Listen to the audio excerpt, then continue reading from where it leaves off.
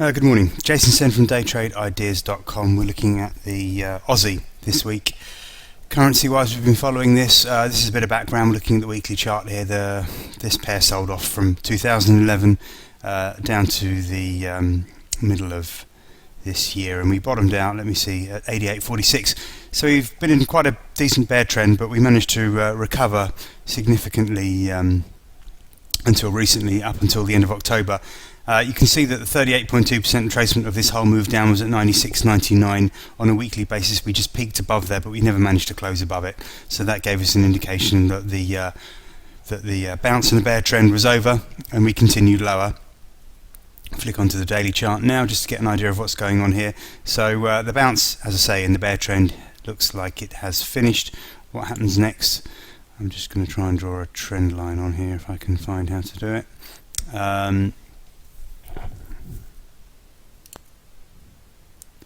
Okay, so we'll take this point here. So you can see we had something of a bull trend. Once we came down, we bounced off that line. But yesterday, or this morning in fact, we've clearly broken through it.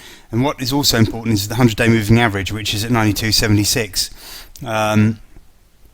This has been broken today. We're just breaking below it now as we speak, actually, heading into the 92.60 area. So this sort of confirming that, one, we've broken the uptrend, and two, another bearish signal as we dip below the 100-day moving average. You see the 100-day moving average held quite nicely on these three days, which was, let me see, 11th to the 14th, 12th to the 14th of November. So it did its job there, but now that we've broken below it, in fact, you saw it to do its job here, but now we've broken below it. That's looking pretty significant. And of course, the close below 92.76 tonight will add pressure.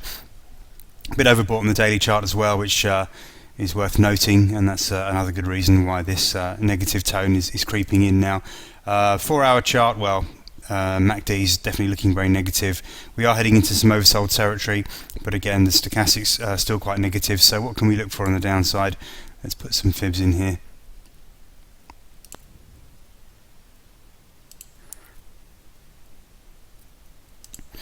There we go. So we've got some support. If we hold below the 100-day moving average, which I said is at 92.76, these previous lows here are also 92.76. So this break lower is significant, and we should continue down to this fib support 92.11. Who knows? We might even see that today. 50 pips away.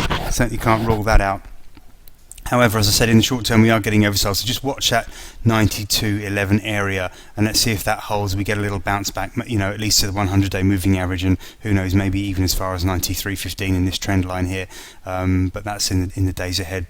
First, we've got to see what happens if we can get to 92.11, and hopefully see a little short-term bounce off there to give us another selling opportunity around that 93.15-20 area if we're lucky. Okay, that's it for the Aussie for today. We'll have another look again tomorrow. I'm Jason Sen at daytradeideas.com.